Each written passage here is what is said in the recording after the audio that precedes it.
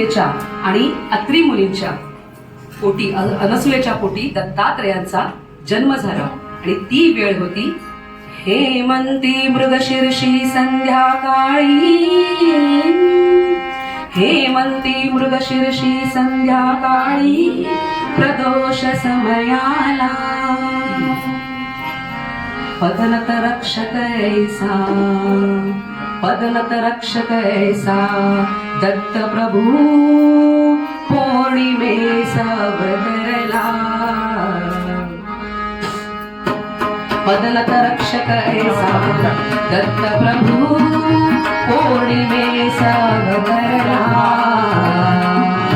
दत्ता दत्ता हरे हरे दत्ता दत्ता दत्ता हरे हरे दत्ता दत्ता हरे हरे दत्ता दिगंबरा दिगंबरा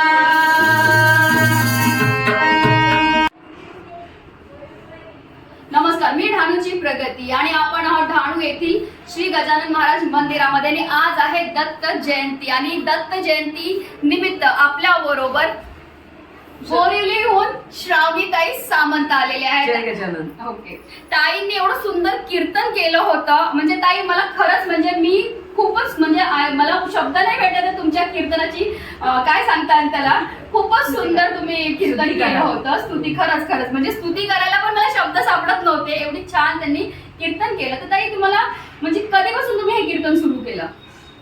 खरं तर अजून वर्ष पण नाही झालंय। अच्छा, खरं तर अजून सुरुवात नाही झाली आहे, पण म्हणजे महाराजांनीच ऍक्च्युली माझ्या कीर्तनाची सेवा सुरू केली। महाराजांनीच जवळजवळ परीक्षेला सुद्धा स्वतः उभे राहिले आणि परीक्षा देऊ केली, कारण का माझा पिढी पण म्हणजे आमच्या पिढीत पण कोणी कीर्तनकार नाही। अच्छा, किंवा कोणीच नाही, किंवा आमच्या आतापर्यंत जय गजानन हा आमचा मोठा मंडळ आणि मोठं आहे, तर त्यांनाही कोणाला खरं वाटणार नाही की मी कीर्तनकार म्हणून उभी राहिली।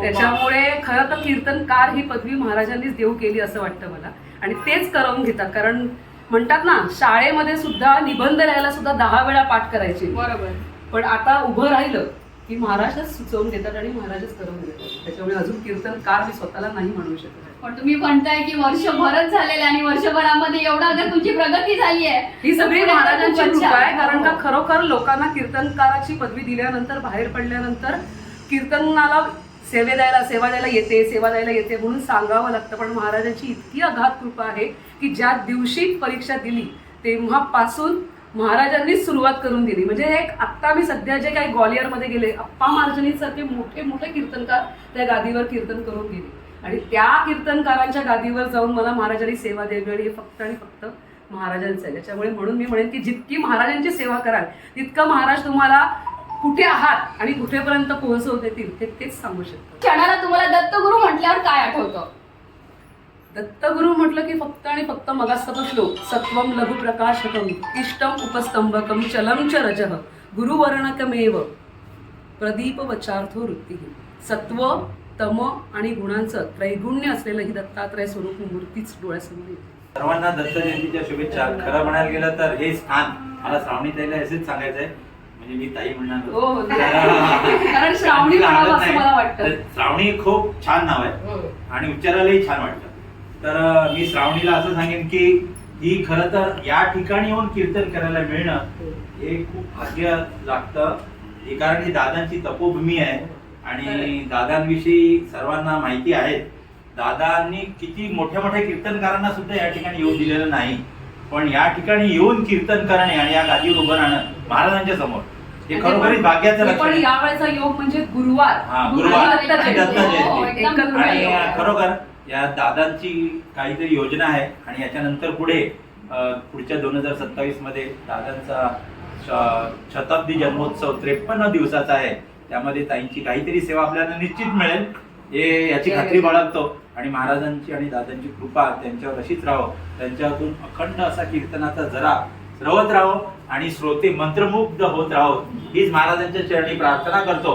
आणि त्यांची ओळख दुसरी म्हणजे त्या उपासना केंद्र चालवतात आणि खरोखर मोठी गोष्ट आहे बोरिवली सारख्या ठिकाणी. कारण शहरामध्ये लोकांना वेळ नसतो. लोक आस्तिक आहेत पण लोकांना वेळ नसतो. अशा लोकांना एकत्र करून उपासना करायला लावणं ही पण फार मोठी उपासना आहे. ही फार मोठी उपासना आहे. ती दादा महाराजांची सेवा ते करतात, त्या सेवेचं फलित म्हणून त्या आज कीर्तनकार म्हणून उभे आहेत. त्यांच्या यशस्वी कारकिर्दी करता मी पुन्हा मनस्थ धन्यवाद देतो आणि शुभेच्छा देतो आणि या ठिकाणी आल्याबद्दल धन्यवाद. जय गणेश. याच निमित्ताने एक सांगू इच्छिते की महाराजांचीच कृपा आहे म्हणून महाराजांनीच शेगाव म्हणजे लोक शेगाव मध्ये जाऊन काहीतरी आपल्याला आपलं हक्काचं स्थान किंवा आपल्याला हवं तेव्हा आपण पारायण करावं, हवं तेव्हा कधी जाऊन राहावं असं प्रत्येकाची इच्छा असते. आणि आज महाराजांच्याच कृपेने शेगावात सुद्धा गुरु माऊली सारखा एक सुंदर असं वास्तव्यासाठी एक सदन दिलेलं आहे, ज्याच्यामध्ये सुद्धा त्या स्थानामध्ये सुद्धा महाराजांचा वास आहे, निवास आहे हे जाणवतं असं स्थान आहे. तर ज्यांना कोणाला शेगावात कधीही याल आणि समजा असं वाटलं की बाबा शेगावात आलो आहे पण रूम मिळत नाहीये किंवा आज एका तासासाठी का होईना आपल्याला रूम असावी, तर नक्की शेगावात येऊन गुरु माऊली म्हणजे मोठ्यांचं मंदिर तिथून एक 10 मिनिटावर असलेलं गुरु माऊली असं एक स्थान आहे तिथे. आणि तेही तुमच्या सगळ्यांचं हक्काचं आहे. तर कधीही येऊन त्याची सेवा घ्या एवढंच विनंती करेन. नक्की बरोबर. त्याचा ऍड्रेस सुद्धा मी तुम्हाला डिस्क्रिप्शन मध्ये आवर्जून देईन. म्हणजे खरंच आपल्या हक्काचं घर आहे, तिथे कुठचंही शुल्क नाही. त्यामुळे आपल्या हक्काचं घर आहे, कधीही यावं आणि त्या घरात हवं तेवढं राहावं. आपले वारकरी जातात. गेली 2-3 वर्ष झाले आम्ही त्यांच्या गुरुमाऊलीमध्ये जाऊन आमचं वास्तव्य असतं. आपण जातो ना त्यांच्या बाबांचं घर आहे, कोणाचंही घर नाहीये. आपण गुरुमाऊलीत जातो नाही का?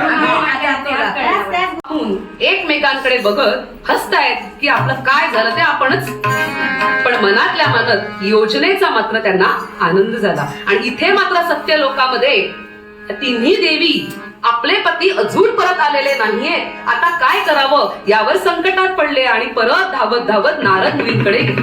नारद मुनींना शोधतायत, अहो नारद मुनी, अहो आमचे पती गेले कुठे?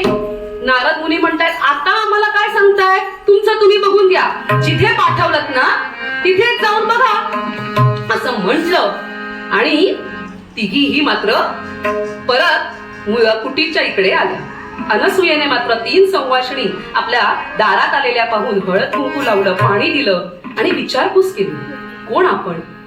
नारद मुनी म्हणतायत, अगं अनसूये, तू इतकी धन्य आहेस की तुझ्या दाराचे मगाशी बैरागी आलेत ना त्यांच्या या सहधर्मचारणी बरं आपले पतींना घ्यायला आले. अनसूयेने विचारलेल्या प्रश्नांची उत्तरे काय द्यावी या बुचकळ्यात पडायच्या आधीच नारद मुनींनी त्यांचा गोंधळ पार पडला. असं म्हटल्यावरती त्या तिघी आल्या. अनसूयेने त्यांना सांगितलं, यावे, ही आपले पती, आपापले पती ओळखून आपणच घ्यावे. सगळेच सारखे दिसल्यामुळे गोंधळात पडल्या. सावित्री घेतसे पशुपती, पार्वती घेतसे लक्ष्मीपती, लक्ष्मी घेतसे वाणीपती, धन्य सती अनसूया सद्गुरुनाथ महाराजांची. आता पार्वतीने उचलला दुसरा, लक्ष्मीने उचलला दुसरा आणि हे मात्र पाठीमागे बसून नारद मुनी मस्तपैकी गोंधळ काय झालाय तो पाहून हसतायत आणि मनातल्या मनात म्हणतायत, नारायण नारायण. आणि मग तिला विचारतायत की अगं हे काय करतेस बरं पार्वती, कोणाला उचललेस? गोंधळात पडलेल्या काय करणार, पण मात्र तिघींनाही कळून चुकलेलं होतं की आता जो काही झालाय तो सतीचं सत्व हरण करायच्या ऐवजी आपलेच सत्व हरण झालेले. आणि म्हणून त्यांनी त्या अनसूयेच्या चरणी लोटांगण आणि अनसूयेला सांगितलं की हे अनसूया, जो काही घडलेला वृत्तांत होता तो तिला सांगायला लागला आणि तिने मात्र ते ओळखलं. ती म्हणाली, ठीक आहे, पण मग आता यांना काय करायचं? मग त्यांनी मात्र तिच्याकडे विनवणी केली आणि सांगितलं, आमचे जसे पती आहेत तसेच्या तसे तू आम्हाला परत कर. परत तिने पतीचे चरणाचे उदक घेतले, तीर्थ घेतले आणि त्यावर शिंपडले. आणि असं शिंपडल्यानंतर मात्र परत जसे होते तसे तिन्ही देव आपल्या रूपात आले. बघा मंडळी, आता इथे अनसूयेचे सत्व हरण करायला गेलेल्या या तिन्ही बैरागींनी अनसूयेचे सत्व किती महान आहे हे मान्य केले. आणि नारद मुनींनी मात्र ह्या योजनेचा स्वतः कसा पार पाडायचा हे आधीच देवांकडे विनवणी केलेली होती. आता तिन्ही जरी ही बालकं झाली आणि तिन्ही देव आता एकत्र येणार असं म्हटल्यावरती सृष्टीचे काय होईल?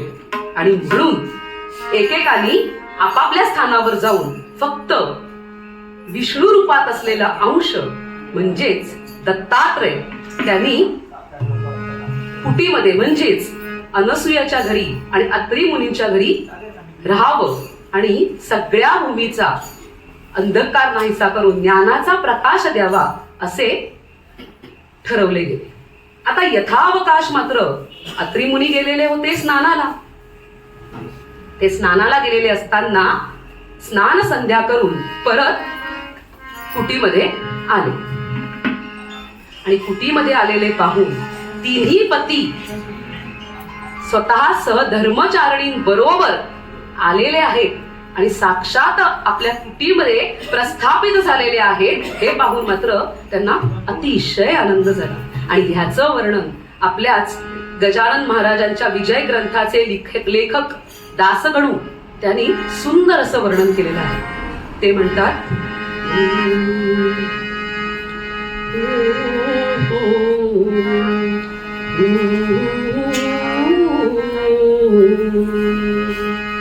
त्रैगुणाचे दैवत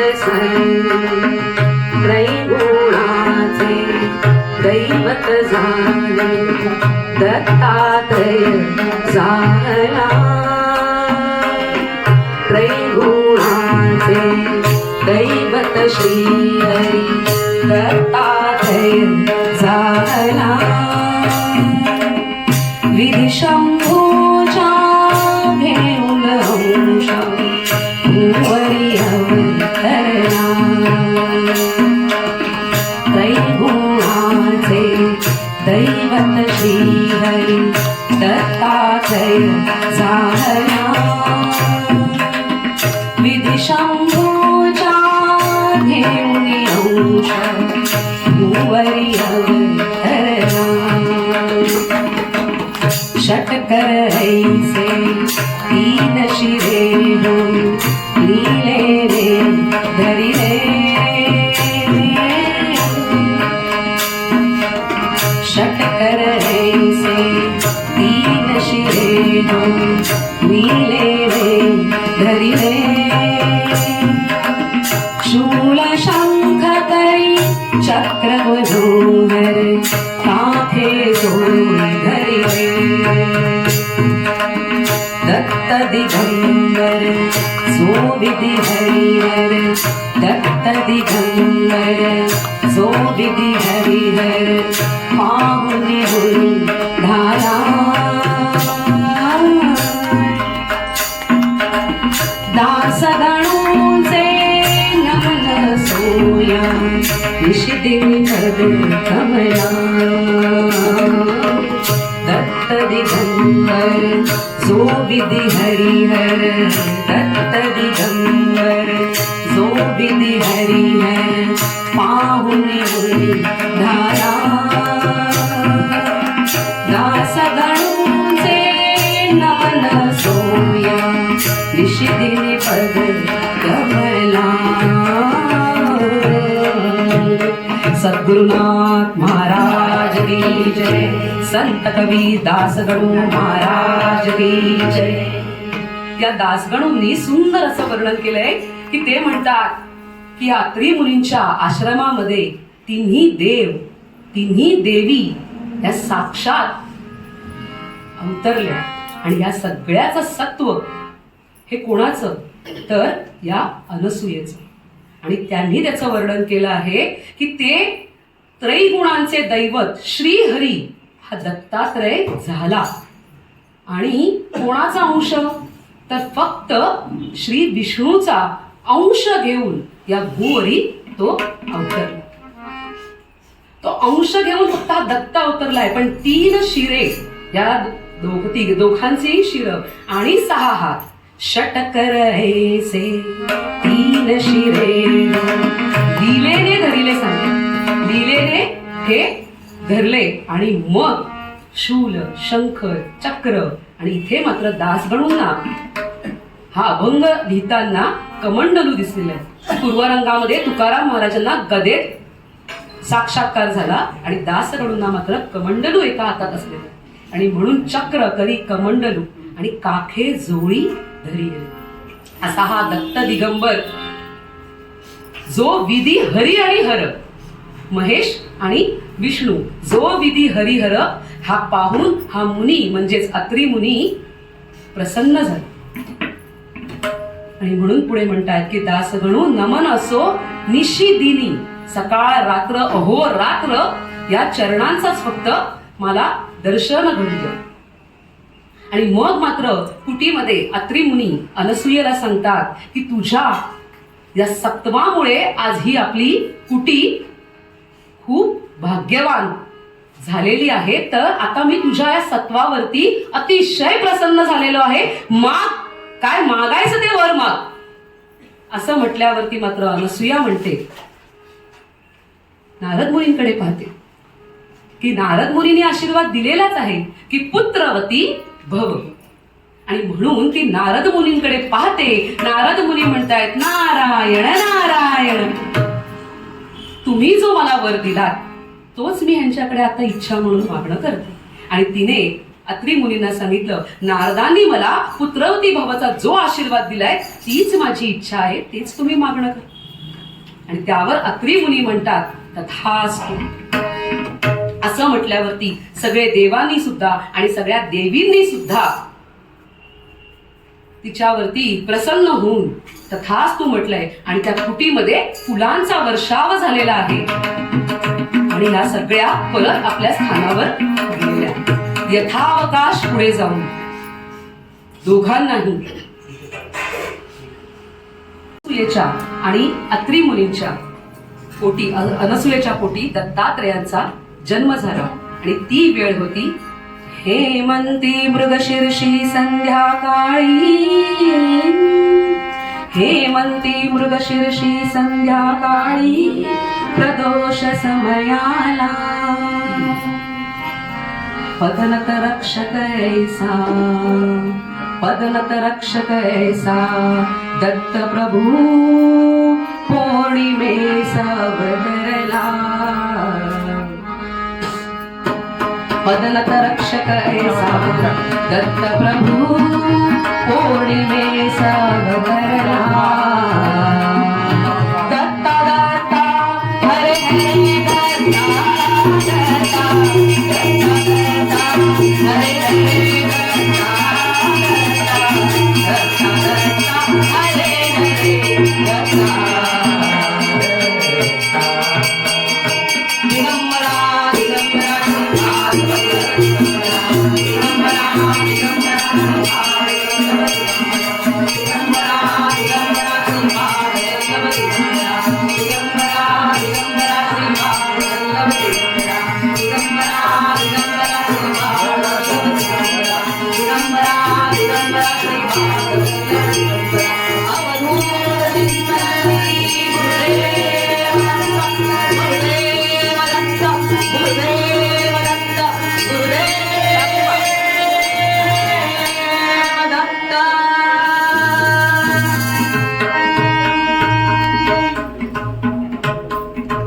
आणि हे दत्त प्रभू अत्री मुनींच्या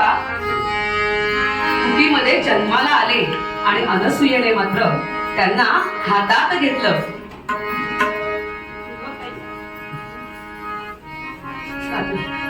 अनसूयेने मात्र हातात घेतलं आणि त्यांना न्हाऊ माखू घातलं.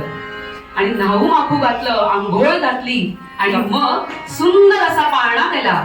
आणि सुंदर अशा पाळण्यामध्ये अगदी सुगंधित असलेल्या पाण्याने स्नान करून वस्त्र गुंडाळून झोळीमध्ये त्यांना घातलेलं आहे. आणि मग न्हाणी वगैरे करून झाल्यानंतर त्या दत्तप्रभूंना अनसूयेने पाळणा म्हटलेला आहे.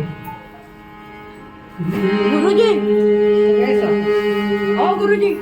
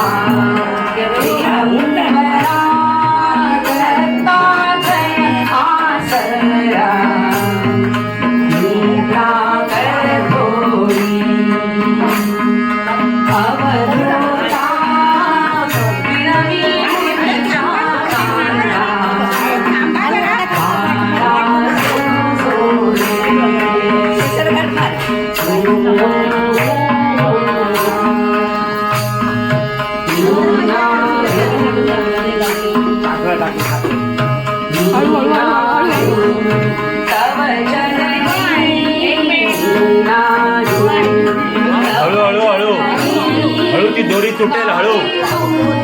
आणि ज्यांची हात लावला त्यांनी बसा आता.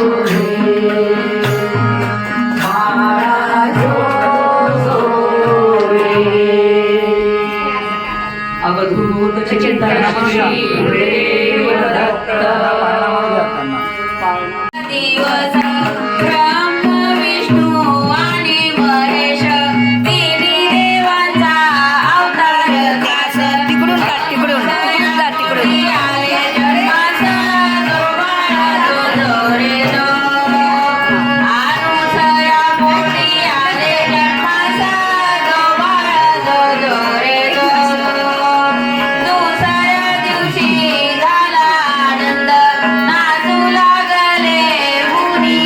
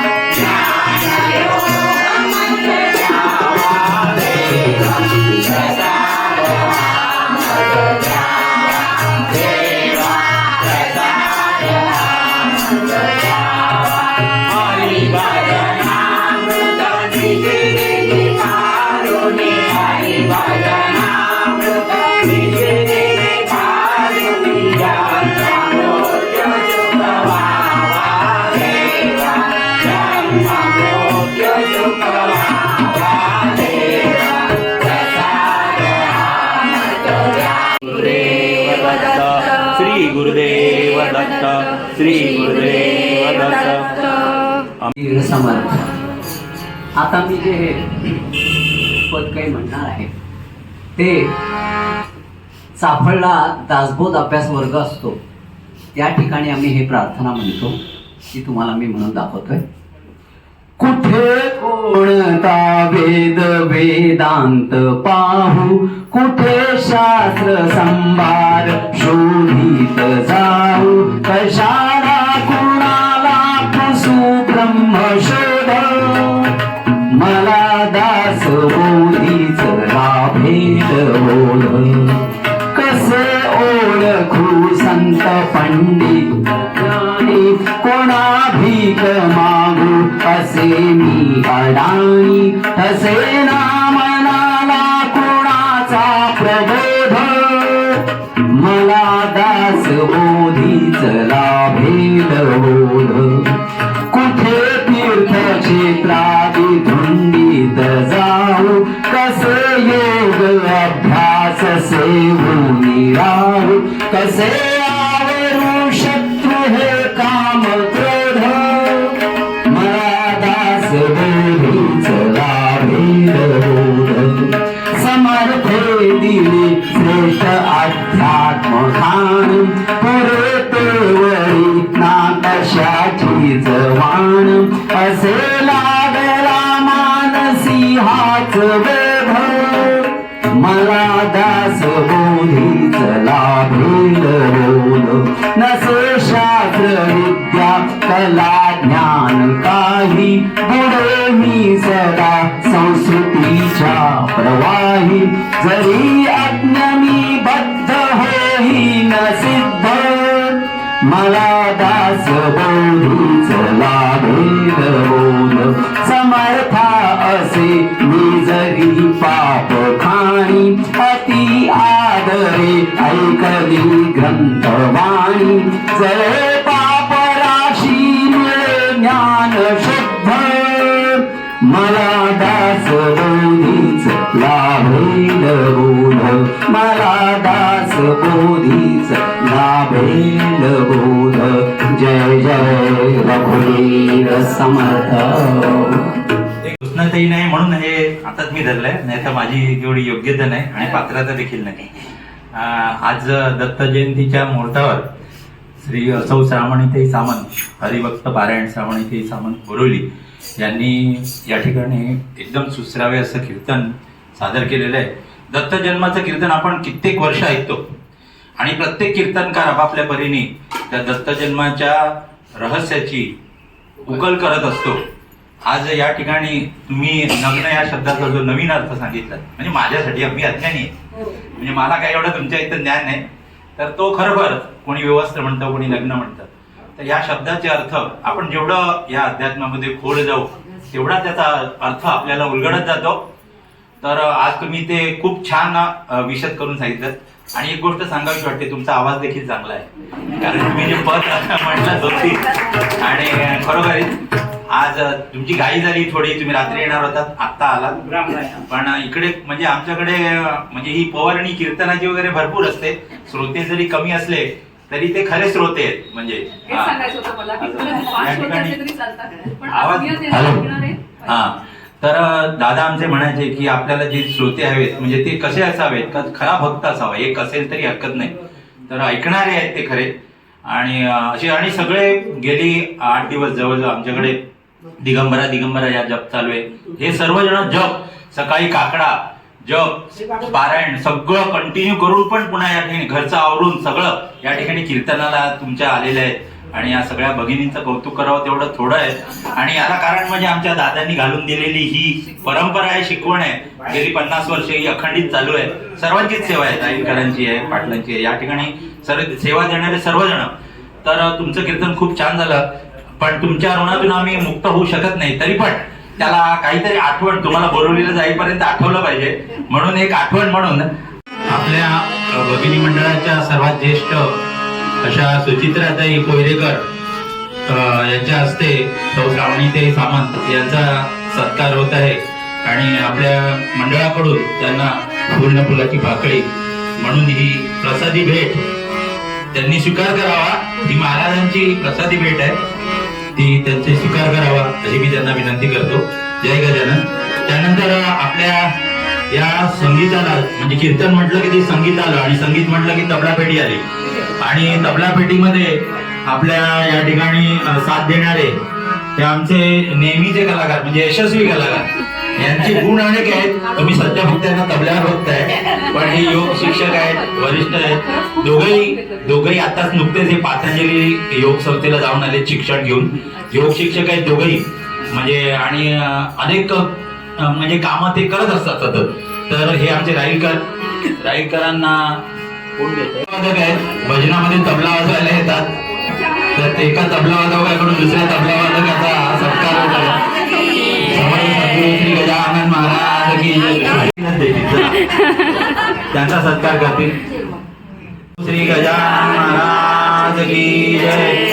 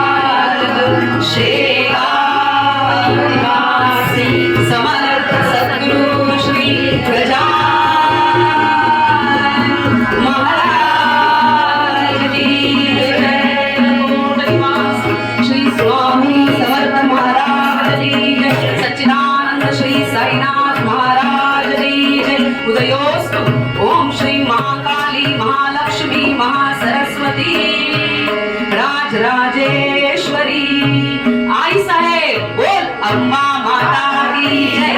बोल अम्मा माता की जय. बोल अम्मा माता की जय. नर्मदे